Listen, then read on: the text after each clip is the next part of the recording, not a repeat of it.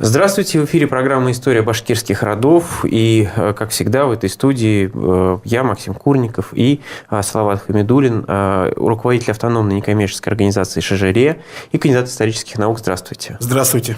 Мы, как и обещали, будем говорить по одному роду. Иногда, наверное, будем объединять какие-то рода. Но вот сейчас пока идем один род, одна программа в таком графике. И обещали мы, что будем говорить о родах по географическому принципу с запада на восток. И сегодня мы поговорим о роде Гирей. Сначала, как всегда, начнем с географии и каких-то общих исторических моментов. Географически род Гирей на территории Республики Башкортостан, в общем-то, в прошлом, вернее, так скажем, вотчинами рода Гирей это была территория всего Краснокамского района, частично Татышлинского, запад Татышлинского района, немножко Илишевский район и немножко Калтасинский район. За рекой Белой, на той стороне реки Белой, это, наверное, практически половина Актанышского района Республики Татарстан. И до сих пор там, такие громкие в истории Башкортостана деревни находятся, например, Токталачук, откуда, так скажем, один из лидеров башкирского национального движения Ильдар хан Мутин вышел, и вся семья Мутиных, которая очень, так скажем, известная в истории Башкортостана. Об этом, наверное, позднее. Мы еще успеем поговорить в сегодняшней программе, да. Давайте об истории. Когда мы видим первые упоминания этого рода? Род Гирей – это, так скажем, такое название немножко русифицированное, то есть по-башкирски это звучит «горя», или горяй, так говорится. Само название горяй восходит к монгольскому слову ворон. Каре – это ворон. И когда прибавляется монгольский суффикс множественного числа, буква Т или ит, Т, ут, и там по-разному. То есть, главное, чтобы там элемент Т был. Получается название Кереит. Керейты – это известные, сейчас у казахов они называются керейтами, и у других, у нагайцев тоже керейтами, в Крыму тоже они известны, и у башкир известны. Я так понимаю, что это просто говорит, во-первых, о родственности языка, во-вторых, о распространенности этого образа, этого имени у разных тюркских народов. Я просто вспоминаю, что первые ханы казахского ханства, если мы верим, современной историографии казахской, это Джанибек и Гирей. Как раз два. Кто-то говорит Кирей, кто-то говорит Гирей, тоже по-разному произнося. Мы, наверное, этот вопрос еще коснемся. Дело в том, что здесь идет смешение антропонима, и этнонима. То есть, все-таки этноним – это первоначально. Сначала было, кирийское ханство, могущественное ханство, возникло в XI веке на территории Монголии. До сих пор ученые спорят, кто все-таки были кирийты изначально, монголами или тюрками. Но судя по ономастике, то есть по именам кирийских ханов, Тогрул-хан или Буйрук-хан, то есть мы видим, что это все-таки тюркские имена. Из этого мы делаем все-таки вывод, что все-таки я склоняюсь, что они все-таки изначально были тюрками, поскольку они были билингвами, то есть говорили и на тюркском, и на монгольском, жили в центре Монголии, и это было самое на тот момент могущественное, ханство. Если кто смотрел китайские сериалы или сериалы про Чингисхана, западные, был такой персонаж Ван Хан известный. Ван Хан – это как раз это хан киритов, Тугрул-хан. Ван – это китайское название, Ван – это царь, за услуги, оказанные Дзиньской империи Китая. В общем, ему был пожалован царский титул Ван, и поэтому его стали называть Ван Ханом. Тугрул Ван Хан. И он был главным соперником Чингисхана. В тот момент, когда началось возвышение Чингисхана, происходила между ними упорная борьба, и там чаша весов постоянно, скажем, балансировала. То склонялась на сторону Ван Хана, то на сторону Чингисхана. И там много было таких моментов, когда просто по, так скажем, какой-то оплошности, что ли, или по какому-то такому нерадению, или, такому благодушию, что ли, Ван Хан упустил несколько моментов, чтобы окончательно уничтожить Чингисхана. Марксисты бы тут с вами поспорили о роли личности в истории. Да. И так далее. Но, тем не менее, возвращаясь к тому, почему мы об этом говорим. Мы говорим об этом, потому что это, в принципе, распространенный этноним. Или потому, что род Гирей каким-то образом связан с этим ханством. Род Гирей как раз он и есть. Они, вернее, название, по крайней мере, этноним оттуда происходит. Когда Чингисхан разгромил кирийское ханство, эти осколки киреитов, они просто куда-то мигрировали. Да, они просто рассеялись по степи. И часть этих киреитов попала в Башкортостан. Если вообще кто-то себе представляет, а может быть, кто-то, наоборот, не представляет, и будет полезным это проговорить. Дело в том, что степной мир, мир кочевников, он был очень подвижен, он такой очень ртутный был, да, то есть воевали, сталкивались друг с другом более крупные, менее крупные группы людей. Кто-то осознавал себя как какой-то там единый народ или как какое-то даже государство кочевое, кто-то не осознавал, но так или иначе это ртутно все переселялось. В результате этих переселений народов возникли потом те государства, в том числе и европейские многие государства, которые мы сегодня знаем. Южный Урал в этом смысле и Башкирия, Оренбургская область, часть Челябинской области был такой перекресток всех этих народов, которые переходили из Европы в Азию, из Азии в Европу очень часто, и здесь кто-то оставался, здесь были какие-то битвы, почему здесь так много, в том числе царских курганов, да, которые остались у нас здесь. Поэтому, в общем, нет ничего удивительного в той теории, что из Китая, из Монголии, из современных, да, нам какие-то народы могли перекочевать как раз на Южный Урал и здесь задержаться и дать какие-то имена, в том числе тем людям, которые здесь остались жить. Вот именно как раз, вот как сказали, вот этому ртутному состоянию, значит, перетеканию постоянно кочевников, у нас видим целого ряда народов, таких народов, как башкиры, крымские татары, нагайцы, казахи, там, узбеки и так далее. У нас идут параллели в родоплеменной структуре. То есть, одни и те же роды. Кипчаки и там, и у тех, и у тех, и у тех есть. Там киреит и там, и там, и там. Там еще какое-то название. То есть вот такая ситуация. Мы так подробно об этом говорим, потому что род Гирей в этом смысле один из ярких, я так понимаю, представителей. Дело в том, что он, как бы, скажем, в средние века он считался одним таких из становых, да? Потому что вот есть такое, значит, произведение «Кыса и Чингисхан», средневековое башкирское, значит, сочинение, оно своего рода священная история, да, башкир. То есть, вы понимаете, да, священная история – это не есть как бы реальная история. Да. Это не есть. Это как Библия. Это вот такая священная история, где так, значит, в котором находится свой политический миф, который, так скажем, что-то там обосновывает. И вот как раз там есть вот такой сюжет, что вот когда Чингисхан бежал от своих злобных братьев, и к нему пришли на помощь вожди башкирских племен, его нашли, согрели, накормили и подняли ханом. И, дескать, вот чингизиды нам обязаны вот, значит, тем, что вот они, скажем, у власти, и поэтому вот мы идет обоснование власти башкирских племенных вождей. И за это Чингисхан им даровал каждому, значит, онгоны, так называемый, уран и тамги. Онгон – это священная птица, священное дерево. Значит, тамга, сами понимаете, рукоприкладный знак. Уран – это боевой клич. И, соответственно, вотчины земли. Так вот, в перечне вот этих вождей, вот в этом сочинении, в средневековом сочинении вот как раз и перечисляется и Киреит-бей, вернее, Киреит-бей. Это о чем говорит, что, значит, вот в структуре той вот этой башкирской политии, да, которую средневековой, этот род, он считался, так скажем, одним из, так сказать, становых основополагающих. Киреиты или гиреи, скажем, вошли в состав башкирского народа, но, понимаете, сейчас история ведь не стоит на месте. Все-таки наука двигается. Сейчас у нас появились возможности, значит, генетического анализа. Наверное, вы слышали, да, популяционная генетика есть такой сейчас, или геногеография. И вот мы решили проверить все-таки, а кто такие гиреи-то по крови? Неужели они там как раз вот непосредственно, значит, потомки вот той, да? И взяли генетический анализ у современных гиреев. И каково было наше удивление, что у них оказалась гаплогруппа И1 или I1. Это скандинавская гаплогруппа.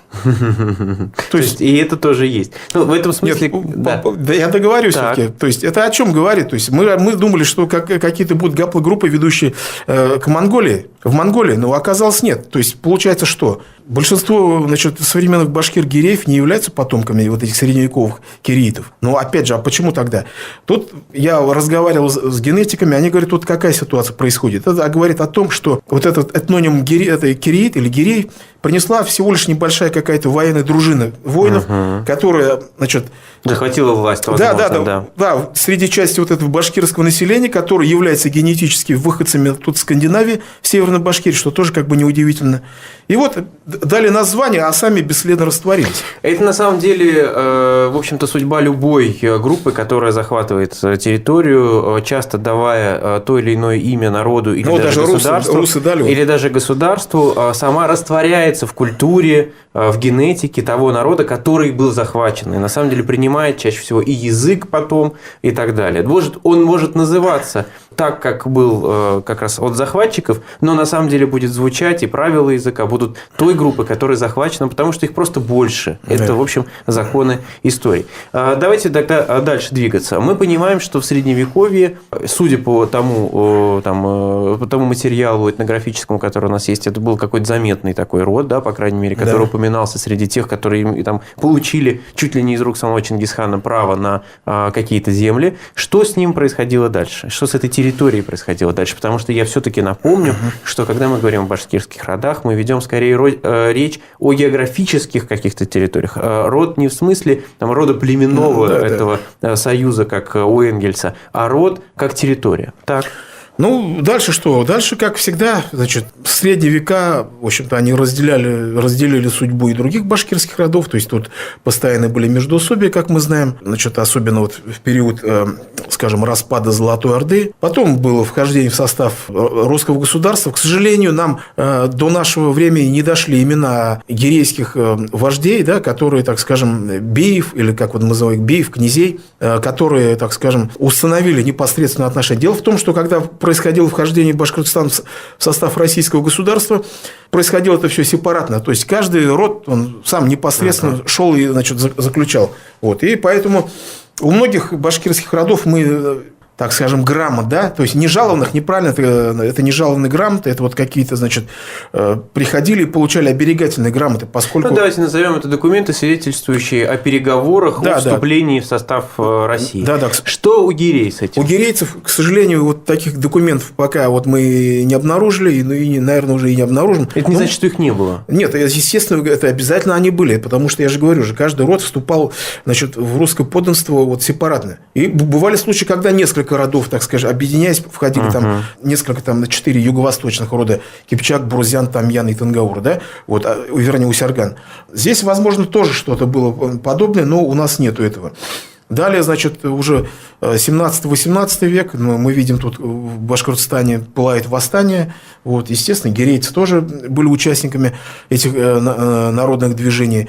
Хотел бы отметить вот род Мутиных, да, вот это самый, наверное, знаменитый род, семья, вернее, в составе рода гирей. Это вот сейчас деревня Такталачук, которая находится, вот основная коренная деревня, она находится на левом берегу Белой, то есть на территории Актанышского района Республики Татарстан.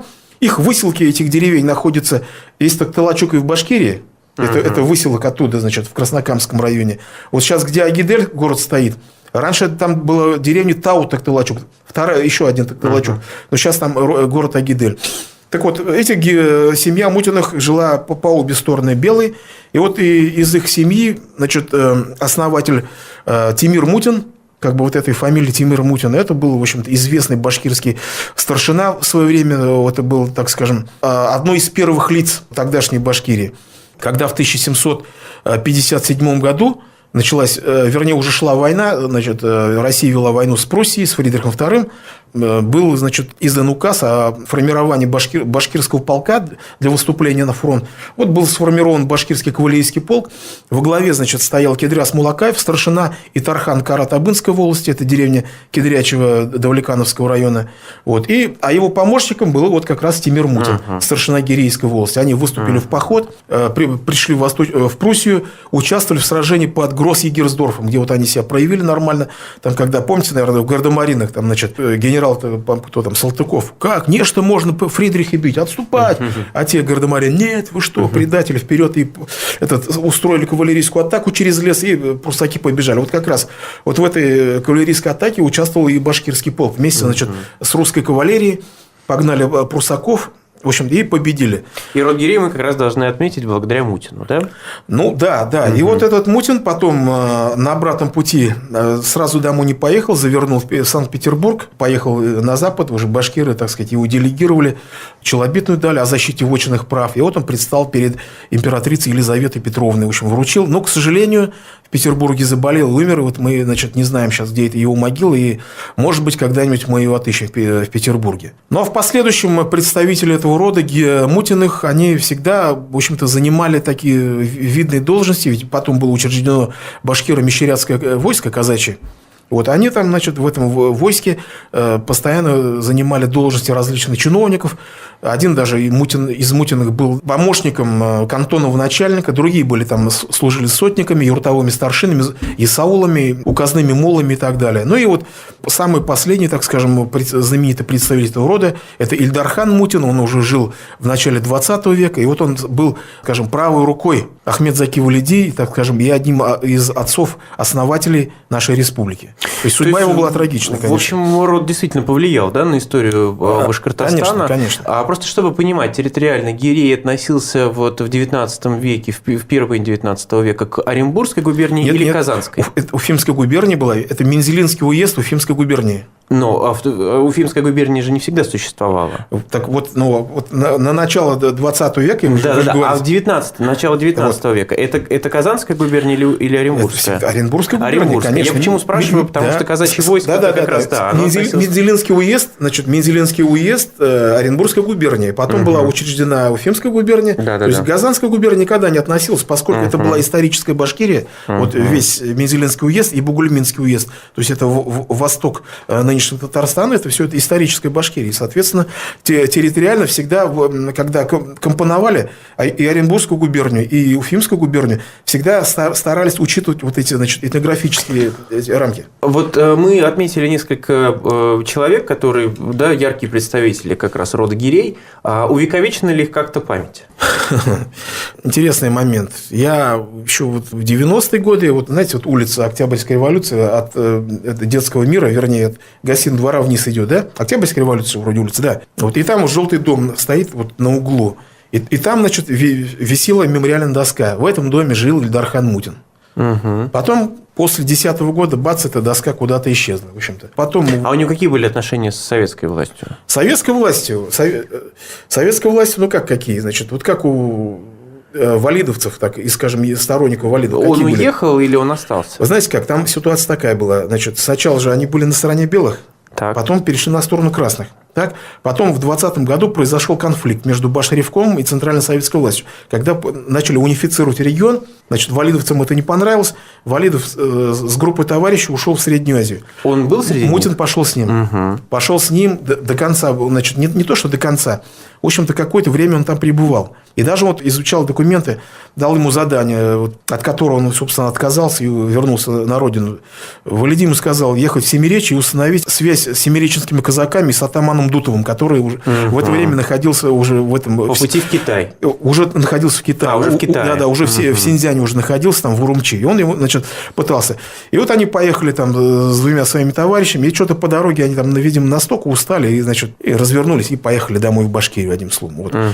Приехали домой, тогда столица был Стерлитамак, были трудоустроены, потом столица переехал сюда, он тоже как бы работал в органах, потом его постепенно отодвинули, в общем-то, и в 1937 году, так сказать, он разделил судьбу других таких же. Я просто напомню, да, что Дутов в это время в Китае, на момент начала революции, он был не просто там каким-то атаманом какого-то одного из казачьих войск, он был признан главным, да, руководителем казачества всей страны, и поэтому на него были действительно определенные надежды у определенных кругов, не согласных с большевиками. Поэтому этот союз, в общем, может показаться кому-то там мелким, но нет, это не так. Нет, это мог бы быть, да, действительно. Так они же еще сотрудничали еще здесь, атаман Дутов там, и валидовское правительство, они же вместе единым фронтом выступали, пока вот их вот сама логика гражданской войны, так сказать, не развела там по разные стороны баррикад. И я так понимаю, с Колчаком тоже получается, потому что Дутов сотрудничал с Колчаком. Конечно. И Камуч в Самаре, в свою очередь. Ну, возвращаясь все-таки от гражданской войны к тому, как увековечена или не увековечена их память. Здесь в Уфе, вы сказали, была мемориальная доска. А там, где они жили, вот, где они тут, родились? наверное, скандал-то. Помните это или не помните? Ну, расскажите. Мы попытались приехать на территорию Татарстана. Нас оттуда выгнали, значит. Мы просто приехали, вот мы говорю, вот мы привезли, значит, деревню. Там как было, местный, значит, краевед, в общем, пригласил нас, что вот так и так мы делаем, значит, аллею Мутиных на их родовом кладбище. И мы привезли две, значит, доски мемориальные на русском и башкирском языке. Нас оттуда вышибли. Поэтому вы кто такие вообще, чтобы ни одной вообще даже слова, что по-башкирски не было. Вот. Ну, а вы как-то согласовывали с местными властями? Ну, нас пригласил местный, значит, вот, так скажем, условно говоря, председатель сельсовета, да? Потом нас выгнали. Потом, когда вся эта пресса, вернее, шум в СМИ пошел, они все-таки это назад отыграли, и потом уже, так сказать, более торжественно все же пригласили. Все же мы там поставили. Сейчас то есть, вот доска есть. Все-таки две доски, да. Хэппи-энд, Тимуру Мутину и Ильдархану Мутину, то есть основателю фамилии и его потомку. Ну что ж, мы говорили сегодня о роде гирей, который находится как раз вторым в списке программ, потому что находится он на западе как раз Башкортостана, и говорили о его истории и о ярких представителях рода гирей. В студии были Максим Курников и Салават Хамидуллин, руководитель автономной некоммерческой организации «Шажире», кандидат исторических наук. До свидания. До свидания.